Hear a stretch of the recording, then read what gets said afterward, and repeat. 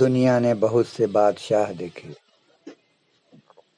بہت سی سلطنتیں دیکھیں، مگر تاریخ کے سینے پر ایک ایسی حکومت کا نام بھی نقش ہے جس کی مثال نہ اس سے پہلے کبھی ملی نہ اس کے بعد کبھی ملے گی۔ ایک ایسا بادشاہ جس کی رعایا میں صرف انسان نہیں بلکہ جنات، پرندے اور جانور بھی شامل تھے۔ ایک ایسا نبی جس کی حکومت ہوا پر تھی، ہوا بھی جس کے حکم پر چلتی تھی۔ اللہ تعالیٰ نے کیا کچھ نعمتوں سے اس بادشاہ کو نوازا تھا، اور وہ بادشاہ ہیں حضرت سلیمان علیہ السلام۔ کیا آپ جانتے ہیں ان کا وہ محل کیسا تھا جس کے فرش کو دیکھ کر ملکہ بلقیس کو لگا کہ وہ پانی پر چل رہی ہے، اور کپڑے اٹھا دیے۔ اور پھر ایک دن جب ان کے دربار میں ان کا خاص پرندہ ہدہد غیر حاضر تھا، یہ دیکھ کر حضرت سلیمان علیہ السلام غصے سے بھر گئے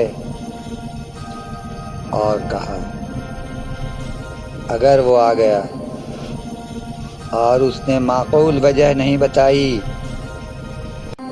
اپنے دیر ہونے کی تو اسے سخت سزا دی جائے گی۔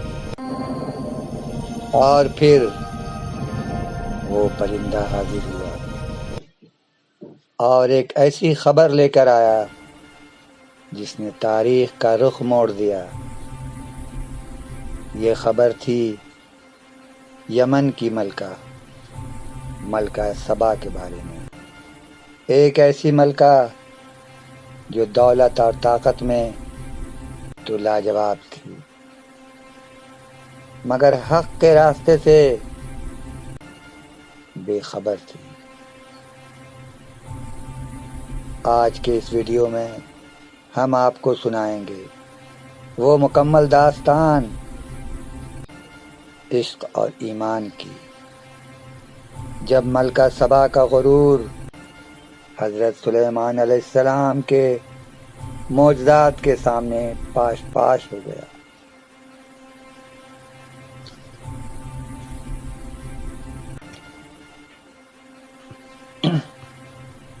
یہ کہانی ہے اس دور کی جب حضرت سلیمان علیہ السلام اللہ تعالیٰ کی عطا کردہ سلطنت پر حکمرانی کر رہے تھے۔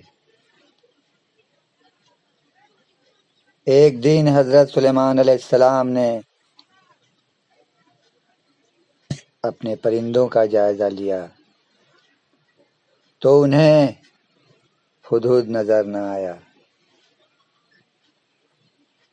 جب ہدہد واپس آیا تو وہ یمن کے بارے میں خبر لایا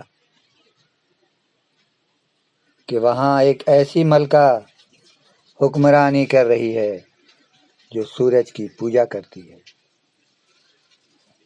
حضرت سلیمان علیہ السلام نے ملکہ سبا کو ایک خط لکھا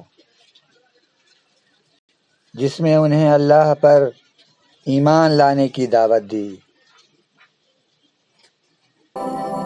ملکہ سبا نے جب یہ خط پڑھا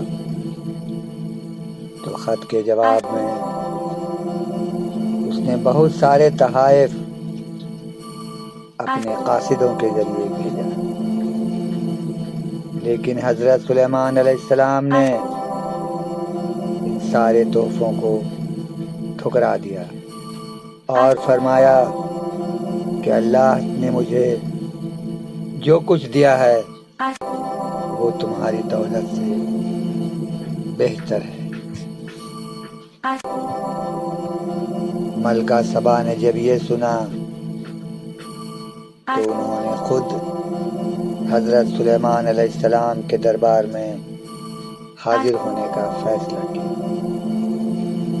ان کا سفر شروع ہوا، ایک ایسا سفر جو ان کی زندگی کا سب سے اہم سفر ثابت ہونے والا تھا۔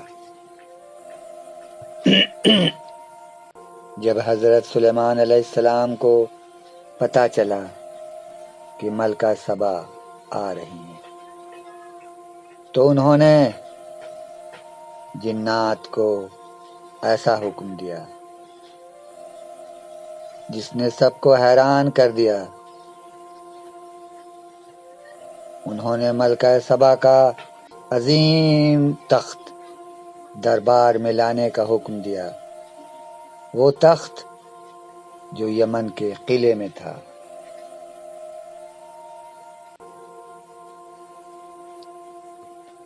جنات نے اسے لانے میں کم سے کم وقت بتایا، مگر حضرت سلیمان علیہ السلام کو پسند نہیں آیا۔ انہی کے دربار میں ایک عالم شخص بھی تھا۔ اس نے کہا کہ میں یہ تخت پلک جھپکتے لا سکتا ہوں۔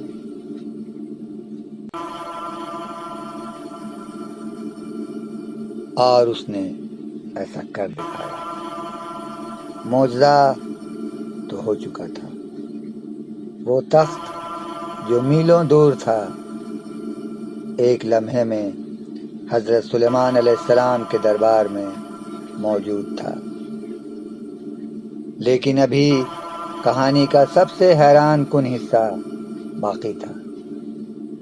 جب ملکہ سبا دربار میں داخل ہوئیں تو انہیں ایک ایسی جگہ سے گزرنا پڑا جس نے ان کے ہوش اڑا دیے۔ وہ فرش کیسا تھا اور اس پر چلنے کے بعد ملکہ سبا پر کیا حقیقت واضح ہوئی، بس یہ ہم چند منٹ میں جانیں گے۔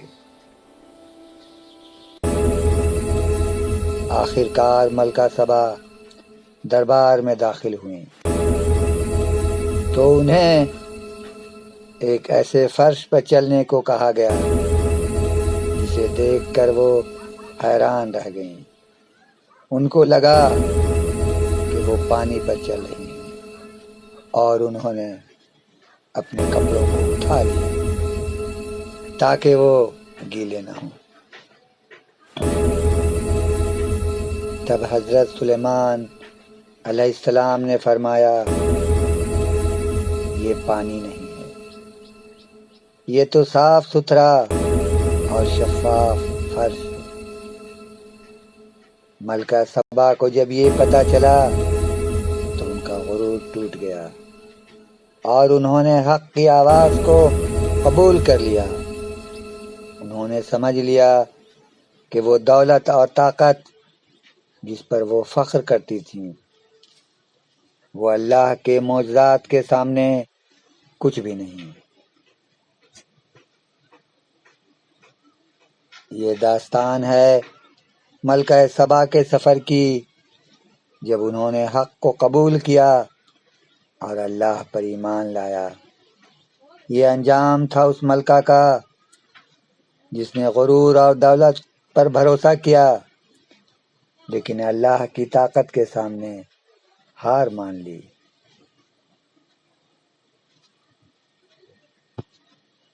بعض روایت میں یہ بھی ملتا ہے کہ ملکہ سبا نے حضرت سلیمان علیہ السلام سے شادی کر لی ایمان لانے کے بعد۔